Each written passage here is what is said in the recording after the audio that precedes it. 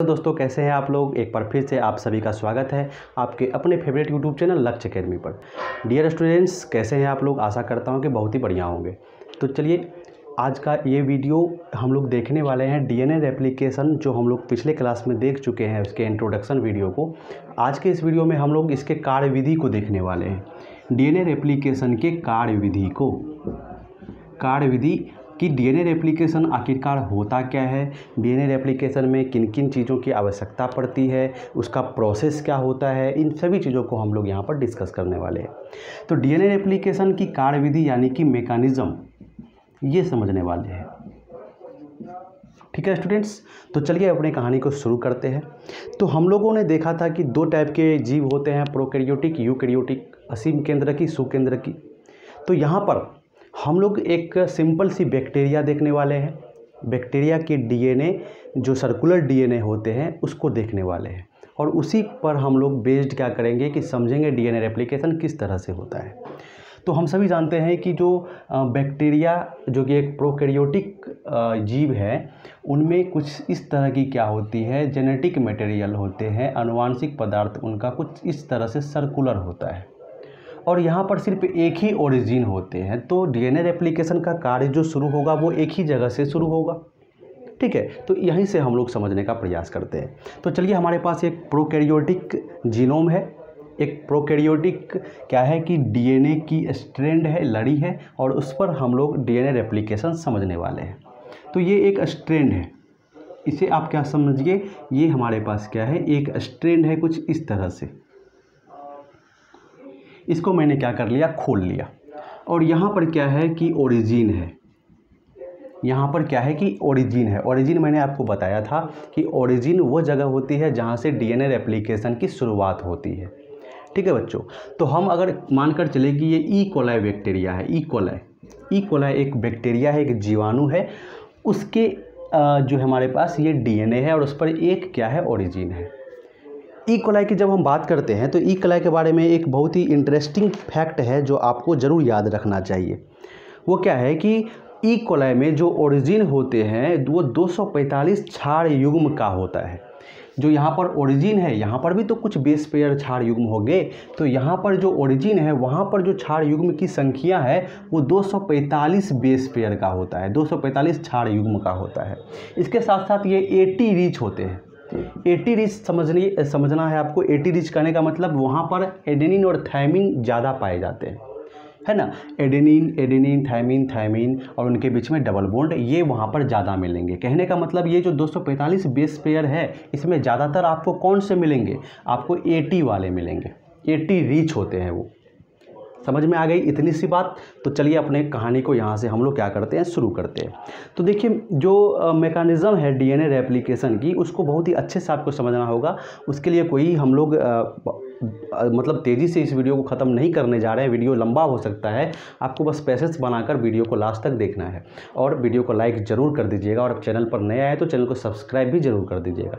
तो एक एक प्रोसेस को हम लोग यहाँ पर देखने वाले हैं। यहाँ पर कुछ एंजाइम की आवश्यकता होती है, कुछ मशीनरी की आवश्यकता होती है, उसके बारे में भी हम लोग बीच बीच में डिटेल में पढ़ लिया करेंगे। तो चलिए देखिए, हमारे पास ये एक स्ट्रैंड है, एक लड़ी है, एक ई कोलाई बैक्टीरिया की, जहाँ पर एक क्या है, ओरिजिन है।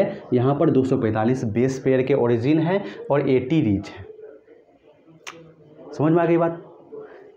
80 रिच कहने का मतलब क्या है, कुछ इस तरह से। अगर मैं इसको हटा दूँ, सपोज दैट यहाँ पर एक क्या है, ओरिजिन है, तो 80 रिच कहने का मतलब आप कुछ इस तरह से समझिए कि यहाँ पर क्या है कि ए टी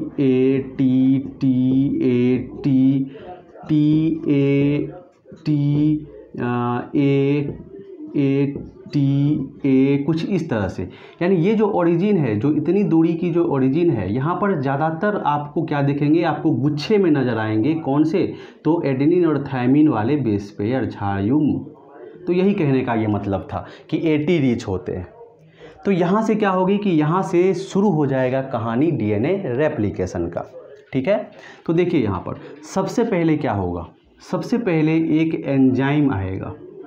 सबसे पहले एक क्या होगा कि एंजाइम आएगा, और इस एंजाइम का जो नाम है उसे आपको याद रखना है।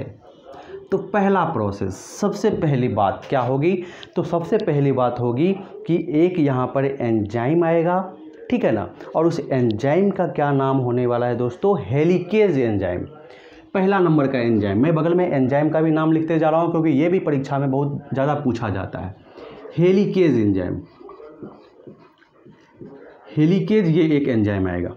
अब देखिए हेलिकेज एंजाइम का काम क्या है। इसी डीएनए को अगर मैं कुछ इस तरह से लिखूं, अगर हम यूकैरियोटिक डीएनए को देखें तो वो कुछ किस तरह का होता है, वो कुछ इस तरह का होता है, ठीक है। द्विरज्जुक डीएनए की अगर हम बात करें यूकैरियोटिक का तो कुछ इस तरह का होता है, ठीक है। अगर एक 5 से 3 है तो दूसरा 3 से 5 से 3 है, ठीक है। अब देखिए यहाँ पर क्या है कि ये एडेनिन और थायमिन रिच का जो जगह है, जो ओरिजिन है, वहाँ पर हाइड्रोजन बॉन्ड से वो दोनों जुड़े हुए हैं। तो यहाँ पर क्या करना होगा आपको, डीएनए की जो दोनों ही रज्जुक है उसको, उसके कुछ पार्ट को अलग करना होगा, एक दूसरे से दूर करना होगा। वो कैसे हो पाएगा, वो हाइड्रोजन बॉन्ड को तोड़कर, हाइड्रोजन बॉन्ड को काटने से हो पाएगा, ठीक है। अब क्या होंगे, ये हेलिकेज एंजाइम आएंगे, कहाँ पर जाकर जुड़ेंगे, ओरिजिन पर, ठीक है। और जहाँ ओरिजिन है वहाँ के जितने भी हाइड्रोजन बॉन्ड है एडेनिन और थायमिन के बीच में, वो टूट जाएंगे। और एडेनिन और थायमिन के बॉन्ड टूटने के कारण क्या होगा, एडेनिन और थायमिन के टूटने के कारण क्या होगा, आप खुद समझिए। एडेनिन थायमिन यहाँ पर क्या था, ये ओरिजिन है, इतने पार्ट ओरिजिन है। यहाँ पर कौन सा एंजाइम आया, हेलिकेज भाई साहब आए। हेलिकेज आने के साथ ही हाइड्रोजन बॉन्ड क्रैक कर गया, बीच से टूट गया यहाँ से। जैसे ही हाइड्रोजन बॉन्ड टूटा तो कुछ इस तरह से हो गया, जरा सा देखिए, जहाँ जिस पार्ट में हाइड्रोजन बॉन्ड टूटा होगा वहाँ पर कुछ इस तरह से हो जाएगा। सपेरा का बीन देखे हो ना, कैसे सांप को बुलाया जाता है, तो कुछ इस तरह से यहाँ वाले हाइड्रोजन बॉन्ड टूट गए, एटी वाले, तो कुछ इस तरह से क्या हो गए, सब एक दूसरे से अलग हो गए, सब एक दूसरे से अलग हो गए। ये पार्ट अलग हो गया ओरिजिन की जगह पर, ये चीज़ हो गई। समझ में आ गई बात। अगर यहाँ पर बात करें तो यहाँ पर भी कुछ इस तरह से हो जाएगा। क्या होगा, यहाँ देखो, तो यहाँ पर भी कुछ इस तरह से, ऐसे, ये तो टूट के अलग हो गया, और इधर ऐसे, ठीक है, कुछ ऐसे हो जाएगा। ये 5 से 3 है एक, और एक 5 से 3 है इधर का। तो यहाँ पर क्या हो गए कि हाइड्रोजन बॉन्ड टूटकर अलग हो गए। ओरिजिन था, ये जगह जो था वो ओरिजिन था, वहाँ पर हेलिकेज एंजाइम आया, चाहे वो प्रोकैरियोटिक का डीएनए हो चाहे वो यूकैरियोटिक का हो, हेलिकेज एंजाइम आया, हाइड्रोजन बॉन्ड को तोड़ दिया, ठीक है। तो वो कुछ इस तरह से बन गया, कुछ इस तरह से, ठीक है। तो अब देखिए यहाँ पर क्या क्या हो रहा है, हेलिकेज एंजाइम आने से क्या क्या हो गया। यहाँ पर एक नए तरह की संरचना बनी है जिसको रेप्लिकेशन बबल कहा जाता है। इसको क्या कहा जाता है, रेप्लिकेशन बबल। रेप्लिकेशन बबल क्या होता है, या रेप्लिकेशन आई भी कहा जाता है, ठीक है। रेप्लिकेशन बबल, बबल मतलब समझते हैं ना आप, गोला सा एक होता है बबल, जैसे कि सर्प होता है हमारे पास, और उससे हम लोग क्या करते हैं कि वो उड़ाते हैं फूकने की तरह, तो उसी तरह का एक बबल बन गया यहाँ पर, इसे रेप्लिकेशन बबल कहा जाता है, ठीक है। अब जब आप अपने एनसीईआरटी के बुक को देखेंगे तो वहाँ पर आपको कुछ इस तरह से दिखाई पड़ता है, ठीक है, वहाँ पर कुछ इस तरह से दिखाई पड़ता है। तो ये क्या है, ये आधा भाग वहाँ पर लिखा हुआ है, एनसीईआरटी का ये आधा भाग दिया हुआ है, ठीक है ना। तो ये जो पार्ट है इसको हम लोग क्या बोलेंगे, ठीक है, इसको हम लोग बोलेंगे रेप्लिकेशन फॉर्क, रेप्लिकेशन फॉर्क, ठीक है। यहाँ पर क्या है, यहाँ पर अभी भी क्या है, बेस पेयरिंग हो रखी है, यहाँ पर अभी भी क्षार युग्म बने हुए हैं, लेकिन यहाँ पर क्या हो गए हैं, ये दोनों क्षार जो है वो सब अलग हो गए एक दूसरे से। तो यहाँ पर क्या हो गया कि दो स्ट्रैंड क्या हो गए, एक दूसरे से अलग हो गए हाइड्रोजन बॉन्ड के टूटने के कारण। तो यहाँ पर एक नई तरह की संरचना बनी है जिसे रेप्लिकेशन फॉर्क कहा जा रहा है, ठीक है। हिंदी में बात करें तो हिंदी में इसे हम लोग क्या बोलते हैं, तो इसे हम लोग प्रतिकृति द्विशाख बोलते हैं, इसे हम लोग प्रतिकृति द्विशाख नाम देंगे, ठीक है, प्रतिकृति द्विशाख। अब देखो यहाँ पर जो हमारा कार्यविधि में हम लोग पहला पॉइंट देख रहे हैं, क्या हुआ, सबसे पहले जो ओरिजिन जगह थी एटी रिच, वहाँ पर हेलिकेज एंजाइम आया और वहाँ के हाइड्रोजन बॉन्ड को क्रैक कर दिया। हाइड्रोजन बॉन्ड जैसे ही टूटा तो उतने दूर का जो एरिया है वो एक दूसरे से दूर भाग गया। दूर भागने के कारण रेप्लिकेशन बबल बन गया, इसी को रेप्लिकेशन फॉर्क बोल सकते हैं। तो ये चीज़ हुआ, हेलिकेज एंजाइम आया, हाइड्रोजन बॉन्ड टूटा ओरिजिन पर और क्या हो गए, वहाँ के स्ट्रैंड एक दूसरे से अलग हो गए। उसके परिणाम स्वरूप रेप्लिकेशन फॉर्क प्रतिकृति द्विशाख की निर्माण हुई। एक और चीज़ यहाँ पर हुआ, एक और प्रॉब्लम हो रहा है। अब देखिए यहाँ पर जैसे ही ये खुलेगा, अगर इसकी बात करें तो जैसे ही ये डीएनए खुलेगा तो इधर क्या होगा, इधर मुड़ाव कुछ ज़्यादा हो जाएगा। आप समझ सकते हैं, दो रस्सी है आपस में लिपटी हुई है, अगर इधर से हम खोलेंगे आगे से उस रस्सी को तो पीछे वाला जो भाग है वो और ज़्यादा सिकुड़ जाएगा, और ज़्यादा लपेट मतलब और ज़्यादा मुड़ जाएगा। तो यहाँ पर क्वाइलिंग बहुत ज़्यादा हो जाएगा। देख रहे हैं ना, यहाँ पर देखिए किस तरह से मुड़ा हुआ है और यहाँ पर देखिए किस तरह से मुड़ा हुआ है। तो यहाँ पर क्वाइलिंग बहुत ज़्यादा हो जाएगा, बहुत ज़्यादा आपस में लिपट जाएगा। तो इस क्वाइलिंग को बोलते हैं सुपर क्वाइल। तो यहाँ पर सुपर क्वाइल का फॉर्मेशन हो जा रहा है दोस्तों, ठीक है। यहाँ पर सुपर क्वाइल बन रहा है। तो यहाँ पर तनाव आ रहा है, डीएनए के रज्जुक में क्या आ रहा है, तनाव, स्ट्रेन आ रहा है। समझ में आ गई। तो इस तनाव को कम करने के लिए यहाँ पर भी एक एंजाइम आता है। उस एंजाइम को क्या बोलते हैं, उस एंजाइम को बोलते हैं टोपोआइसोमेरेज। टोपोआइसोमेरेज, ठीक है। टोपोआइसोमेरेज यहाँ पर आएगा और इस स्ट्रैंड में क्या करेगा, इसके जो फॉस्फोडाइस्टर बॉन्ड होते हैं, हाइड्रोजन बॉन्ड नहीं, फॉस्फोडाइस्टर बॉन्ड, हाइड्रोजन बॉन्ड काटने का जो क्षमता है वो सिर्फ हेलिकेज को है। यहाँ पर दूसरा एंजाइम आएगा टोपोआइसोमेरेज, और ये क्या करेगा, जहाँ पर क्वाइलिंग बढ़ गया है वहाँ के फॉस्फोडाइस्टर बॉन्ड को काटेगा और फिर उसको सील भी देगा, फिर उसको जोड़ भी देगा। पहले काटेगा फिर जोड़ देगा। तो क्या होगा कि उससे जो तनाव हुआ था, तनाव उत्पन्न हुआ था, तो तनाव जो है वो कम हो जाएगा, ठीक है। तो ऐसा नहीं है कि जो है एक ही बार में पूरा हाइड्रोजन बॉन्ड टूट जाता है, नहीं। ऑरिजिन पर वो आता है हेलिकेज और धीरे धीरे वो आगे बढ़ता जाता है। जैसा कि अगर आपका बैग है, बैग देखते होंगे, उस बैग का जब हम चेन खींचते हैं तो क्या होता है, धीरे धीरे चेन खींचते हैं तो वो भाग अलग होता जाता है और इधर से बढ़ता चला जाता है। तो उसी तरह से यहाँ क्या होगा, यहाँ पर हेलिकेज जुड़ेगा, ये टूटेगा, फिर ये हेलिकेज एंजाइम इधर आगे की डायरेक्शन में बढ़ता जाएगा, हाइड्रोजन बॉन्ड को तोड़ता चला जाएगा। एक बार में सभी हाइड्रोजन बॉन्ड नहीं टूटते हैं, अगर वैसा नहीं होता है, उसके लिए बहुत ज़्यादा ऊर्जा की आवश्यकता होगी, ठीक है। तो ये जो काम हो रहा है ये ऊर्जा पर निर्भर कर रहा है। हाइड्रोजन बॉन्ड को तोड़ने के लिए बहुत सारी ऊर्जा की आवश्यकता होती है और ऊर्जा का सोर्स जो है वो भी उपलब्ध यहाँ पर हो जाता है, ठीक है। चलिए, तो हमने क्या सीखा कार्यविधि में, जो पहला सीखा हम लोगों ने कि हेलिकेज एंजाइम ओरिजिन पर एक्ट करेगा, हाइड्रोजन बॉन्ड को तोड़ेगा, दोनों स्ट्रैंड एक दूसरे से दूर भागेंगे, रेप्लिकेशन बबल का निर्माण होगा, इसी को रेप्लिकेशन फॉर्क। अगर इसको आधे में बात करें हम लोग तो यहाँ पर क्या बनेगा, रेप्लिकेशन फॉर्क बनेगा, प्रतिकृति द्विशाख बनेगी, ठीक है। प्रतिकृति द्विशाख बनने के कारण क्या होगा, अब यहाँ पर पहले कहाँ पर था, पहले हेलिकेज यहाँ पर था, अब हेलिकेज एंजाइम यहाँ से बढ़ के कहाँ गया है, यहाँ आ गया है, हेलिकेज एंजाइम यहाँ आ गया। अब फिर ये जब इधर से आगे बढ़ेगा तो इधर से हाइड्रोजन बॉन्ड टूटता जाएगा और ये फॉर्क का जो लंबाई है वो क्या होगा, बढ़ता जाएगा। अगर यहाँ तक टूट गया तो इस बार क्या हो जाएगा कि ये फॉर्क यहाँ से ऐसे हो जाएगा, इस तरह से हो जाएगा। समझ रहे हैं इस बात को। तो इस तरह से क्या होगा कि हेलिकेज एंजाइम आगे बढ़ता जाएगा, हाइड्रोजन बॉन्ड टूटता जाएगा, फॉर्क की लंबाई बढ़ती जाएगी, इस तरह से होगा। एक ही बार में हेलिकेज एंजाइम सभी हाइड्रोजन बॉन्ड को नहीं तोड़ पाएगा। क्लियर हो गई बात। अब जैसे ये आगे जा रहा है, इधर आगे बढ़ रहा है, तो इधर क्या हो रहा है कि पीछे में जो क्वाइल है उसमें तनाव पैदा हो रहा है, उत्पन्न हो रहा है। उस तनाव को कम करने के लिए, यानी यहाँ सुपर क्वाइल बन रहा है, क्वाइलिंग बहुत ज़्यादा हो रहा है तो तनाव उत्पन्न हो गया। उस तनाव को कम करने के लिए एक एंजाइम आता है टोपोआइसोमेरेज। वो क्या करता है, वो फॉस्फोडाइस्टर बॉन्ड को काटता है, फिर उसको सील देता है, तनाव को कुछ समय के लिए कम कर देता है। इतनी बात समझ में आ गई। रेप्लिकेशन फॉर्क बन गया। अब इस रेप्लिकेशन फॉर्क के ऊपर क्या होगा कि नए नए न्यूक्लियोटाइड बनने शुरू होंगे, डीएनए का नया न्यूक्लियोटाइड बनना शुरू होगा और वो सब अंत में आपस में जुड़ जाएंगे और एक नए रज्जु का निर्माण हो जाएगा। तो चलिए इसके आगे बढ़ते हैं और वहाँ पर हम लोग देखते हैं कि इसके आगे की प्रक्रिया किस तरह से होगी। अब यहाँ पर देखिए कि क्या हो रहा है कि रेप्लिकेशन फॉर्क बन गया है, प्रतिकृति द्विशाख का निर्माण हो चुका है ना।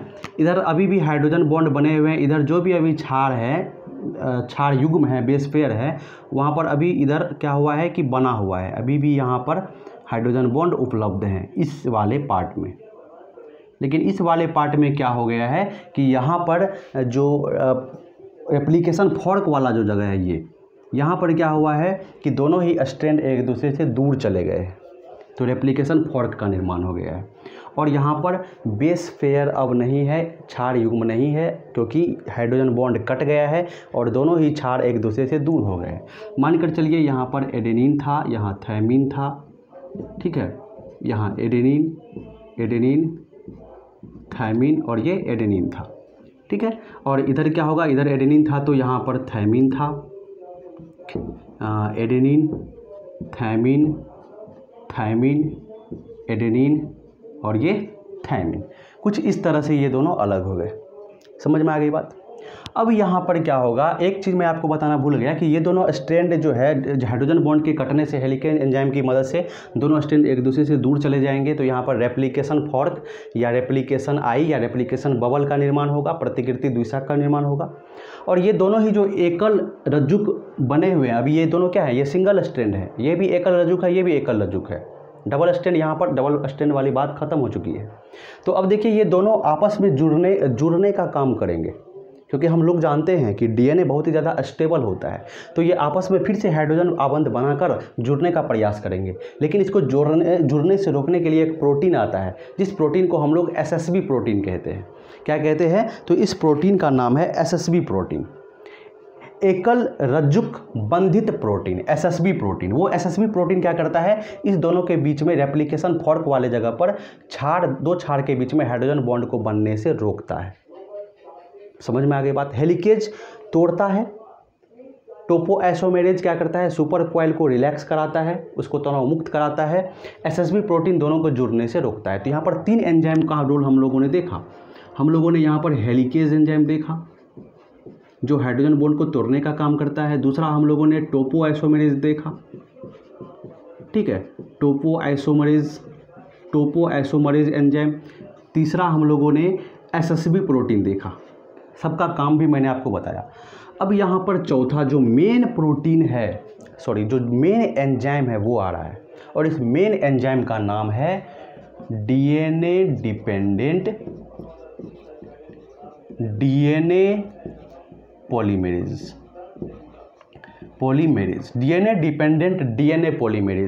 ये जो एंजाइम है बहुत ही महत्वपूर्ण एंजाइम है, ठीक है, इस डीएनए रेप्लिकेशन के लिए। डीएनए डिपेंडेंट डीएनए पॉलीमेरेज का मतलब क्या है, देखिए ये डीएनए की स्ट्रैंड है, ये दोनों डीएनए के स्ट्रैंड है। इसके ऊपर नया स्ट्रैंड कौन सा बनेगा, डीएनए का ही बनेगा नया रज्जुक। तो इस स्ट्रैंड को यूज करके इस रज्जुक का टेम्पलेट स्ट्रैंड, ये दोनों क्या है, ये टेम्पलेट स्ट्रैंड है और ये भी क्या है, टेम्पलेट स्ट्रैंड है। इस टेम्पलेट स्ट्रैंड पर जो इन्फॉर्मेशन है, क्षार का जो क्रम है, उसका प्रयोग करके यहाँ पर नया स्ट्रैंड बनाया जाएगा। तो डीएनए पर निर्भर करेगा नया स्ट्रैंड। तो डीएनए डिपेंडेंट यानी डीएनए पर निर्भर कर रहा है। और क्या बना रहा है, डीएनए पॉलीमेरेज। डीएनए पॉलीमेरेज का मतलब होता है बहुकलन, यानी कि डीएनए का न्यूक्लियोटाइड लाएगा, डीएनए पर ही निर्भर करेगा और डीएनए का ही न्यूक्लियोटाइड लाएगा। तो डीएनए डिपेंडेंट डीएनए पॉलीमेरेज।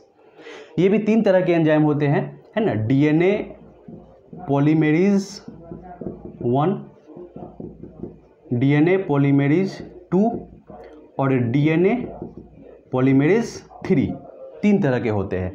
तो यहाँ पर जो नए नए न्यूक्लियोटाइड को जोड़ने का काम, लाने का जो यहाँ पर काम है, वो डीएनए पॉलीमेरेज 3 का है। सबसे इंपॉर्टेंट एंजाइम डीएनए पॉलीमेरेज 3 है और ये डीएनए डिपेंडेंट डीएनए पॉलीमेरेज में है, क्योंकि ये डीएनए पर निर्भर करते हैं। तो अब यहाँ पर प्रतिकृति द्विशाख है, यहाँ पर अब क्या होगा कि नए नए न्यूक्लियोटाइड जुड़ना शुरू हो जाएंगे। लेकिन उससे पहले ये जो DNA dependent DNA polymerase enzyme है, मैं यहाँ पर लिख देता हूँ, चौथे नंबर का एंजाइम जो आपका है वो डीएनए डिपेंडेंट डीएनए पॉलीमेरेज, या इसको हम शॉर्ट में ऐसे बोल सकते हैं डीएनए पॉलीमेरेज 3। ये एंजाइम काम में आने वाला है, डीएनए पॉलीमेरेज 3। डीएनए पॉलीमेरेज 2 और 1 का भी रोल है, वो भी हम देखेंगे आगे। तो यहाँ पर देखिए क्या होगा, सबसे पहले प्रतिकृति द्विशाख बन गई। अब यहाँ पर जो काम शुरू होगा वो सारा का सारा काम इस डीएनए पॉलीमेरेज का शुरू होगा, ठीक है। अब डीएनए पॉलीमेरेज के बारे में आप कुछ बात जान लीजिए, क्योंकि बहुत ही इंपॉर्टेंट एंजाइम है, ठीक है। तो देखिए डीएनए पॉलीमेरेज का पहला काम कि यहाँ पर ये क्या करेगा, डीएनए के रज्जुक का निर्माण करेगा। डीएनए के रज्जुक के निर्माण के लिए न्यूक्लियोटाइड लाना पड़ेगा, न्यूक्लियोटाइड जोड़ना पड़ेगा। तो न्यूक्लियोटाइड लाने का काम किसका है, बहुकलन का काम किसका है, न्यूक्लियोटाइड के बहुकलन का काम किसका है, डीएनए पॉलीमरेज 3 का। ये पहला काम है किसका, डीएनए पॉलीमरेज 3 का। दूसरी बात, बहुत ही कम समय में ये जो डीएनए पॉलीमरेज है इसका काम करने का जो तरीका है वो बड़ा तेज़ है। बहुत ही कम समय में ये बहुत ही ज़्यादा न्यूक्लियोटाइड को यहाँ पर ले आएगा। ठीक है, तो बहुत तेज़ी से काम करता है डीएनए पॉलीमरेज 3, ये भी बात समझ में आ गई। उसके बाद काम जो ये करता है डीएनए पॉलीमरेज 3 तो बहुत तेज़ी से तो करता ही है, लेकिन बहुत ही सही से भी करता है। ऐसा नहीं है कि तेज़ी से करने के चक्कर में कुछ गड़बड़ी हो जाए, है ना, डीएनए की जगह कोई आरएनए का टुकड़ा ले आए, ऐसा नहीं करता है। यानी बहुत एक्यूरेसी होती है, स्पीड भी होता है, एक्यूरेसी भी होती है डीएनए पॉलीमरेज 3 एंजाइम के पास।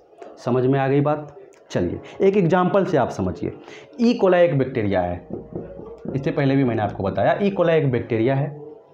ई कोलाई बैक्टीरिया में जो क्षार युग्म होते हैं वो कितने होते हैं, 4 × 10⁶ बेस पेयर होते हैं। 4 × 10⁶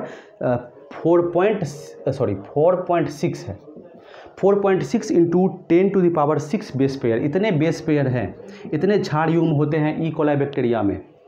और इस ई कोलाई बैक्टीरिया में डीएनए रेप्लिकेशन का जो काम पूरा होता है वो मात्र 38 मिनट में पूरा होता है। मात्र 38 मिनट में पूरा का पूरा डीएनए रेप्लिकेशन हो जाता है। तो इतने ज़्यादा क्षार युग्म को मात्र 38 मिनट में डीएनए रेप्लिकेशन पूरा कर देने का मतलब ये है कि लगभग 2000 बेस पेयर प्रति सेकेंड, लगभग 2000 बेस पेयर क्षार युग्म प्रति सेकेंड उसका क्या होता है, रेप्लिकेशन होता है। तो समझ सकते हैं आपकी एक्यूरेसी, स्पीड कितना ज़्यादा है। स्पीड के साथ साथ एक्यूरेसी भी है, गलती की संभावना भी न के बराबर होता है डीएनए पॉलीमरेज 3 के द्वारा, क्योंकि इसके पास एक बहुत ही मस्त चीज़ होता है, वो होता है प्रूफ रीडिंग का। ठीक है, प्रूफ रीडिंग। प्रूफ रीडिंग क्या होता है कि ये आगे की ओर तो क्या करता है, न्यूक्लियोटाइड को जोड़ता जाता है, लेकिन पीछे की ओर यदि कोई ऐसा क्षार आ गया जो डीएनए का नहीं है, अगर आरएनए का है, हो सकता है कि इसमें क्या आ जाए, यूरासिल आ जाए, जो कि क्या किसमें होता है, आरएनए में होता है। तो ये क्या करेगा, उसको काट कर वहाँ से फिर हटा भी देगा। आगे भी बढ़ रहा है, नए नए न्यूक्लियोटाइड को जोड़ भी रहा है, और पीछे में यदि कोई गलती हो गई, कहीं मान के चलिए कि एडेनिन की जगह यूरासिल आ गया, तो वो तो आरएनए का टुकड़ा आ गया, तो वो क्या करेगा, उस यूरासिल को वहाँ से काट के हटा देगा। उसको कहते हैं प्रूफ रीडिंग। आगे तो आ ही रहा है, लेकिन पीछे भी जाकर अपना काम कर रहा है, गलती अगर हो गई तो उसको सुधार कर रहा है। तो ये भी काम डीएनए पॉलीमरेज का होता है, प्रूफ रीडिंग करने का। तो डीएनए पॉलीमरेज की इतनी सारी विशेषताएं हैं। ठीक है, तो ये बात आपको ध्यान में रखना। अब चलिए यहाँ पर एक और चीज़ देख लेते हैं कि जो डीएनए पॉलीमरेज है, यानी डीएनए डिपेंडेंट डीएनए पॉलीमरेज जो एंजाइम है, खास करके डीएनए पॉलीमरेज 3 जो एंजाइम है, ये बहुत अधिक प्रभावी होते हैं, ये तो हम लोग जानते ही हैं। इसके साथ साथ ये 3 to 5 प्राइम डीएनए पॉलीमरेज जो नया न्यूक्लियोटाइड लाता है, रेप्लिकेशन को जो शुरू करता है अपना काम, वो किस डायरेक्शन में करता है, वो 5 से 3 डायरेक्शन में करता है। ये बात आप हमेशा के लिए याद रख लेंगे कि डीएनए पॉलीमरेज 3 एंजाइम जो नए न्यूक्लियोटाइड का निर्माण करता है इसके ऊपर, वो किस डायरेक्शन में करता है, वो 5 से 3 डायरेक्शन में करता है। ठीक है, लेकिन जो डीएनए रज्जुक को पढ़ता है, रीडिंग का जो उसका तरीका है, वो 3 से 5 का है, 3 से 5 का है। यानी ये 3 प्राइम है और इधर क्या है, 5 प्राइम है। आपको ऐसे नहीं पढ़ना है 5 प्राइम से 3 प्राइम, हम तो यहाँ से पढ़ेंगे जहाँ से रेप्लिकेशन फॉर्क का निर्माण हो रहा है। तो ये 3 प्राइम है और इधर क्या है, इसको मान लीजिए आप 5 प्राइम है ना, क्योंकि ये किधर की, वो इधर की ओर आ रहा है, तो इसको 5 प्राइम, और ये कौन सा 3 प्राइम। ये 5 प्राइम है, तो यहाँ पर क्या आपको मानना है, 3 प्राइम। क्यों, क्योंकि हम इतनी दूर की ही बात करेंगे, इधर की बात हम लोग नहीं करने वाले हैं। तो डीएनए रेप्लिकेशन जो होगा डीएनए पॉलीमरेज 3 के द्वारा, जो नया न्यूक्लियोटाइड लाया जाएगा, वो किस डायरेक्शन में लाया जाएगा, वो 5 से 3 डायरेक्शन में। ठीक है, अगर यहाँ पर 3 से 5 है ये, तो यहाँ पर जो स्ट्रैंड बनेगा वो 5 से 3 की तरफ, यानी इधर बनना शुरू होगा, वो इधर डायरेक्शन में बनेगा। और यदि ये 3 से 5 है, 3 से 5 है, तो यहाँ पर भी 5 से 3 डायरेक्शन में ही बनेगा, न्यूक्लियोटाइड जुड़ेगा। तो वो किधर से बनना शुरू होगा, आप खुद सोचिए, वो इधर से बनना शुरू होगा। यानी एक स्ट्रैंड पर क्या होगा कि वो इधर इस डायरेक्शन में बनेगा नया रज्जुक, क्यों? क्योंकि ये 3 से 5 है तो नया रज्जुक जो बनेगा वो 5 से 3 बनेगा। कंप्लीमेंट्री भी तो होता है, ये 3 है तो यहाँ 5 आना चाहिए, तो इस डायरेक्शन में बनेगा। यहाँ इसका 3 प्राइम है, यहाँ 5 प्राइम है, तो यहाँ पर जो बनेगा वो इस डायरेक्शन में बनेगा। ये 5 प्राइम, ये 3 प्राइम, तो 3 के सामने क्या आना चाहिए? 5 आना चाहिए। समझ में आ गई बात? तो एक इस दिशा में और एक इस दिशा में, क्योंकि इसका जो दिशा है वो फिक्स है 5 से 3 की दिशा में। तो जिधर 3 वाला है तो उधर ऐसे चलेगा, और जिधर 3 वाला इधर है तो वो इधर से चलेगा। समझ में आ गई बात? तो जो डीएनए पॉलीमेरिज्म का जो डायरेक्शन होता है, न्यूक्लियोटाइड को जोड़ने की जो दिशा, किस दिशा में वो जोड़ेगा वो फिक्स होता है 5 से 3 की ओर। और वो पढ़ेगा किस तरफ से? तो पढ़ेगा वो 3 से 5 की तरफ, और न्यूक्लियोटाइड बनाएगा अपना 5 से 3 की ओर। समझ में आ गई ये बात? चलिए अब आगे की बात करते हैं हम लोग। थोड़ा सा कॉम्प्लिकेटेड हो रहा होगा, लेकिन कोशिश तो पूरा करूंगा कि आपको मैं यहाँ पर 100% आपके सारे कॉन्सेप्ट आपके क्लियर हो जाए। ठीक है, चलिए अब देखिए दूसरी बात क्या है यहाँ पर, ये तो बात समझ में आ गई। अब देखिए जो ये डीएनए पॉलीमेरिज्म है, ये डायरेक्ट जो है न्यूक्लियोटाइड को बनाना शुरू नहीं करता है। ये इसका काम तभी शुरू होगा जब इसको एक आरएनए का टुकड़ा मिलेगा। एक आरएनए का टुकड़ा जैसे ही इसको यहाँ पर मिलेगा, तब ये क्या करेगा? वहाँ से अपना काम शुरू करेगा। तो आरएनए का टुकड़ा लाने के लिए यहाँ पर क्या होगा? एक एंजाइम आएगा। उस एंजाइम का नाम है प्राइमेज। 5वां नंबर का एंजाइम मैं यहाँ पर लिखता हूँ, प्राइमेज एंजाइम। प्राइमेज एंजाइम क्या करेगा कि आरएनए का एक टुकड़ा लाकर इस स्ट्रैंड के ऊपर रखेगा। जब तक ये आरएनए का टुकड़ा नहीं आएगा तब तक डीएनए पॉलीमेरेज अपना काम नहीं करेगा, याद रखिएगा। तो यहाँ पर प्राइमेज एंजाइम आएगा और क्या करेगा? यहाँ पर आरएनए का एक टुकड़ा लाकर रख देगा। समझ में आ गई बात?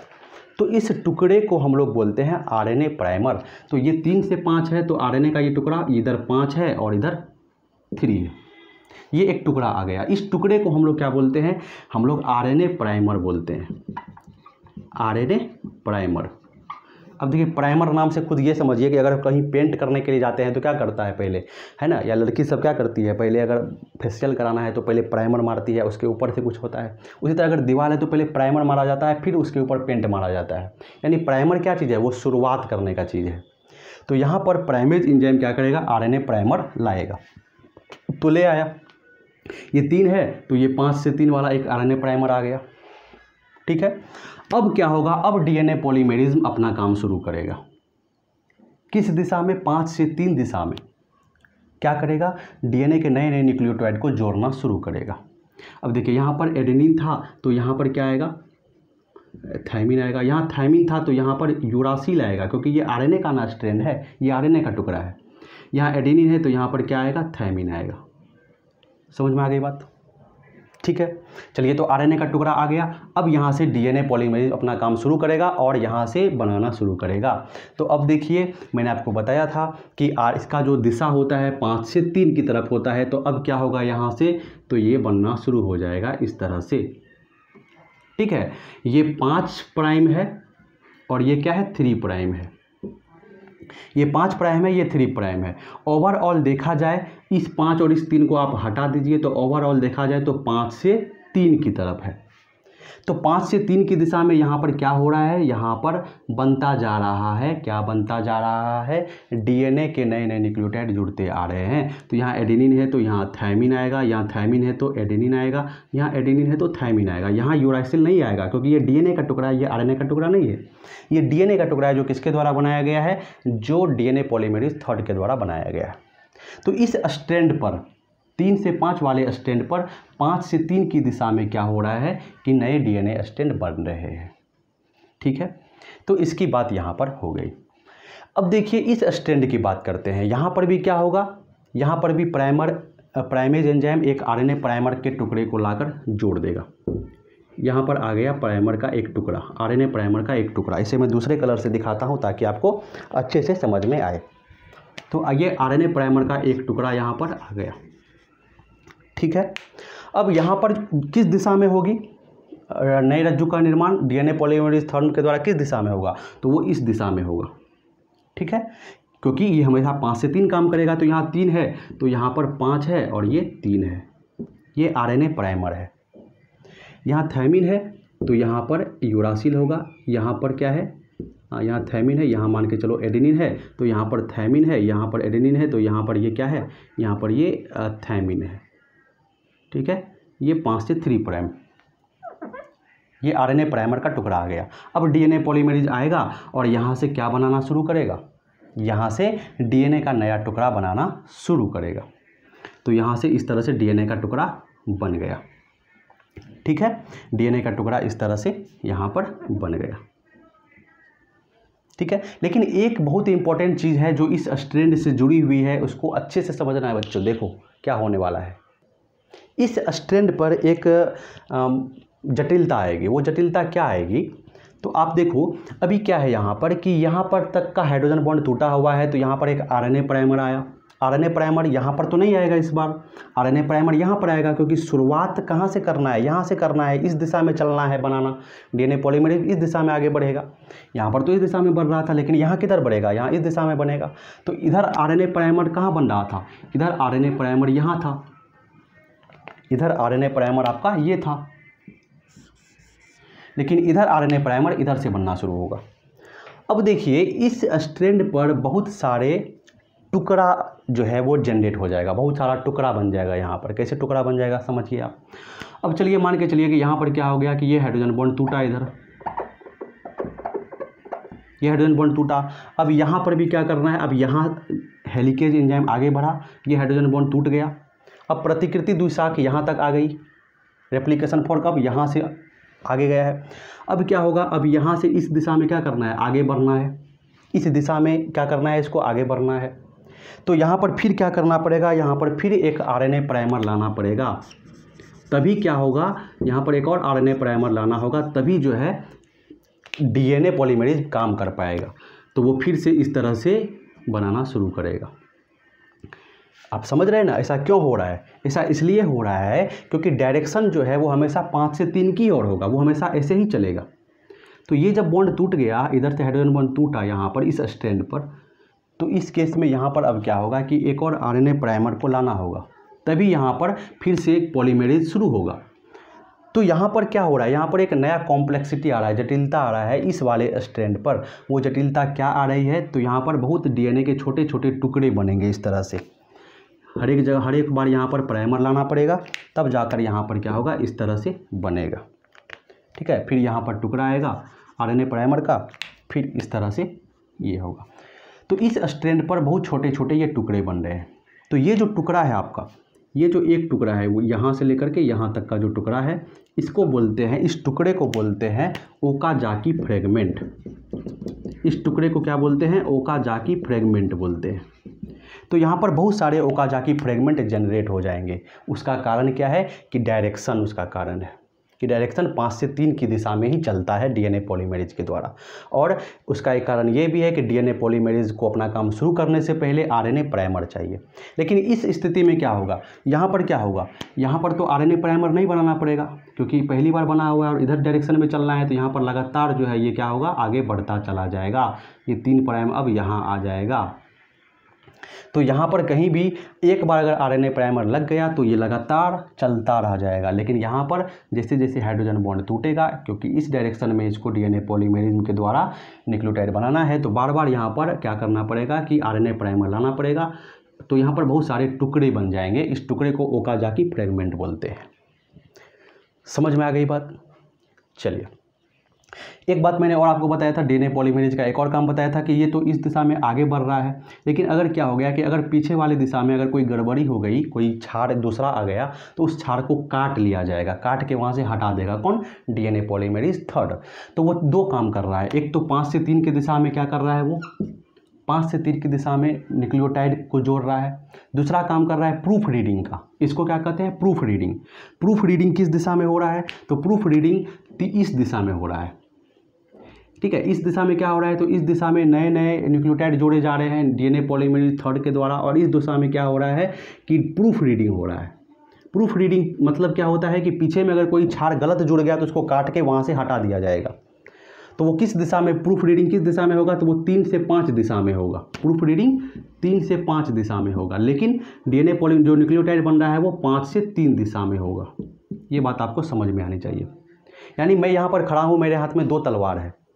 मैं इधर बढ़ रहा हूँ, आगे बढ़ रहा हूँ अपने दुश्मनों को मारते हुए।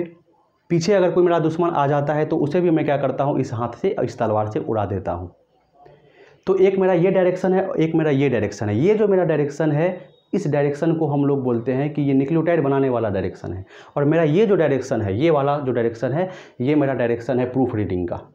तो डीएनए पॉलीमरेज प्रूफ रीडिंग भी करते जा रहा है साथ साथ, और नए नए न्यूक्लियोटाइड को भी जोड़ता जा रहा है। तो प्रूफ रीडिंग 3 से 5 दिशा में हो रही है, नए न्यूक्लियोटाइड 5 से 3 दिशा में बन रहा है, और प्रूफ रीडिंग 3 से 5 दिशा में हो रहा है। समझ में आ गया? यहाँ पर भी वो काम होगा। अब ये प्रूफ रीडिंग जो हो रहा है, तो ये काटने का काम हो रहा है। तो काटने का काम जब भी होता है तो इस एक्टिविटी को, इस गतिविधि को हम लोग एक्सोन्यूक्लियेज एक्टिविटी कहते हैं। एक्सोन्यूक्लियेज एक्टिविटी, 2 तरह की एक्टिविटी होती है, इंडोन्यूक्लियेज, एक्सोन्यूक्लियेज। ये जो एक्टिविटी है, काटकर हटाने वाला प्रूफ रीडिंग जो एक्टिविटी है, ये एक्सोन्यूक्लियेज एक्टिविटी है। ये कौन सी एक्टिविटी है? एक्सोन्यूक्लियेज एक्टिविटी है। तो ये बात को आपको एकदम कंफर्म करके याद करके चलना है हमेशा। समझ में आ गई बात? चलिए, तो एक्सोन्यूक्लियेज एक्टिविटी यहाँ पर डीएनए पॉलीमरेज 2 चीज़ कर रहा है। यहाँ पर नए नए डीएनए स्ट्रैंड बना रहा है, साथ ही एक्सोन्यूक्लियेज एक्टिविटी दिखा रहा है, यानी प्रूफ रीडिंग कर रहा है, यानी गलत क्षार को काट के भगा रहा है। अब देखिए यहाँ पर क्या हो रहा है, यहाँ पर जो प्रतिकृति द्विशाख है, वहाँ पर 2 चीज़ हो रही है। ये जो एक रज्जुक है, यहाँ पर जो रज्जुक का निर्माण हो रहा है, यहाँ पर क्या हो रहा है देखिए, यहाँ पर एक बार आरएनए प्राइमर आया, उसके बाद लगातार नया स्ट्रैंड बनता चला जा रहा है। तो इसीलिए ये जो स्ट्रैंड है, ये कॉन्टिन्यूअस स्ट्रैंड है। कॉन्टिन्यूअस स्ट्रैंड का मतलब क्या है? कॉन्टिन्यूअस स्ट्रैंड का मतलब है कि यहाँ पर क्या हो रहे हैं कि लगातार जो है न्यूक्लियोटाइड बनते जा रहा है, कोई भी रुकावट यहाँ पर नहीं है। तो ये क्या है? कॉन्टिन्यूअस है। तो कॉन्टिन्यूअस को हम लोग क्या बोलते हैं? सतत। सतत, ठीक है, कॉन्टिन्यूअस स्ट्रैंड इसको बोलेंगे। यहाँ पर हम इसको बोलेंगे कॉन्टिन्यूअस स्ट्रैंड, सतत, ठीक है। इसी को हम लोग बोलते हैं कॉन्टिन्यूअस, या इसी को हम लोग बोलते हैं लीडिंग स्ट्रैंड। क्या बोलते हैं? Leading strand. इसी को हम लोग लीडिंग स्ट्रैंड बोलते हैं। और यहाँ पर अगर देखें तो बहुत सारे टुकड़े बन गए हैं, टुकड़ा में बहुत सारा टुकड़ा में क्या हो रहा है कि बन रहा है, यहाँ पर डीएनए का जो नया स्ट्रैंड है न्यूक्लियोटाइड, वो टुकड़े में बन रहे हैं। तो इस वाले स्ट्रैंड पर क्या हो रहा है, इसको बोलेंगे डिसकॉन्टिन्यूअस, यानी कि असतत रज्जुक। असतत रज्जुक का निर्माण हो रहा है। इसी को हम लोग लैगिंग स्ट्रैंड भी बोलते हैं। लैगिंग स्ट्रैंड भी इसको क्या किया जाता है, तो बोला जाता है, ठीक है। तो यहाँ पर देखिए, जो 3 से 5 वाला जो स्ट्रैंड है, जहाँ पर रेप्लिकेशन फॉर्क है, जो 3 से 5 वाला स्ट्रैंड है, कौन वाला? 3 से 5 वाला। तो डीएनए पॉलीमरेज हम सभी जानते हैं कि सिर्फ 5 से 3 दिशा में क्या करता है, नया न्यूक्लियोटाइड बनाता है। तो इसीलिए जो 3 से 5 वाला जो यहाँ पर स्ट्रैंड है, वो कंटिन्यूअस होगा हमेशा। 3 से 5 वाला वो कॉन्टिन्यूअस होगा, और 5 से 3 वाला जो यहाँ पर स्ट्रैंड है, वो वहाँ पर डिसकॉन्टिन्यूअस होगा। वो असतत टेम्पलेट, असतत रज्जुक का निर्माण होगा। याद रखिएगा, 3 से 5 वाले पे सतत और 5 से 3 वाले पे असतत, क्योंकि डायरेक्शन जो है वो फिक्स है, ठीक है। तो यहाँ पर बहुत सारे टुकड़े बन रहे हैं, ओकाजाकी फ्रेगमेंट। तो इसको बोलेंगे लैगिंग स्ट्रैंड, या इसी को बोलेंगे डिसकॉन्टिन्यूअस स्ट्रैंड। डिसकॉन्टिन्यूअस, इसको बोलेंगे लीडिंग स्ट्रैंड, या इसी को बोलेंगे हम लोग कॉन्टिन्यूअस स्ट्रैंड। Continuous strand. अब देखिए यहाँ पर कि एक स्ट्रैंड हमारा कॉन्टिन्यूअस है, एक हमारा डिसकॉन्टिन्यूअस है। तो जैसे हम लोगों ने देखा था सेमी कंजर्वेटिव, अर्धसंरक्षी, उसी तरह यहाँ पर हम लोग एक और यहाँ पर हम लोगों को डीएनए रेप्लिकेशन का गुण समझ में आया। वो कौन सा? तो semi discontinuous. Semi discontinuous. Semi discontinuous का मतलब हम बोल सकते हैं कि अर्ध असतत, अर्ध असतत योजना। सेमी डिसकॉन्टिन्यूअस, जैसे सेमी कंजर्वेटिव था, उसी तरह सेमी डिसकॉन्टिन्यूअस है। एक पर क्या हो रहा है, तो एक लीडिंग स्ट्रैंड है, एक लैगिंग स्ट्रैंड है, एक सतत एक असतत। समझ में आ गई बात? अच्छे से समझ में आ गई। चलिए अब आगे की बात करते हैं। तो यहाँ पर डीएनए पॉलीमरेज 3rd एंजाइम का काम हो गया, प्राइमेज का भी काम हो गया। अब चलिए 6 नंबर एंजाइम, एक यहाँ पर एंजाइम आएगा। अब देखिए जो भी टुकड़े यहाँ पर बने हुए हैं, ठीक है, इस आरएनए प्राइमर, ये जो आरएनए प्राइमर है, वो इस स्ट्रैंड से, इस डीएनए के स्ट्रैंड से क्या होगा, सबसे पहले क्या होगा कि ये तो आरएनए स्ट्रैंड है, तो इस आरएनए स्ट्रैंड पर क्या होगा, डीएनए पॉलीमरेज 1, अब आएगा यहाँ पर एक enzyme DNA polymerase 1। DNA polymerase 1 क्या करेगा कि ये जो आरएनए प्राइमर है, क्योंकि ये तो डीएनए का स्ट्रैंड है तो इसके ऊपर डीएनए ही बनेगा, आरएनए तो नहीं बनेगा। तो ये जो आरएनए प्राइमर है इसको ये क्या करेगा, बदलेगा किस में, डीएनए में। तो उसको करने के लिए क्या करना पड़ेगा, जैसे यहाँ पर यूरासिल है तो इस यूरासिल को हटा के यहाँ पर क्या ला देगा, तो एडेनिन ला देगा। जैसे ही यूरासिल की जगह एडेनिन आ गया तो अब ये आरएनए प्राइमर आरएनए नहीं रहा, ये डीएनए बन गया। उसी तरह हर एक जगह से क्या करेगा, यूरासिल है तो वहाँ पर एडेनिन लाकर रख देगा।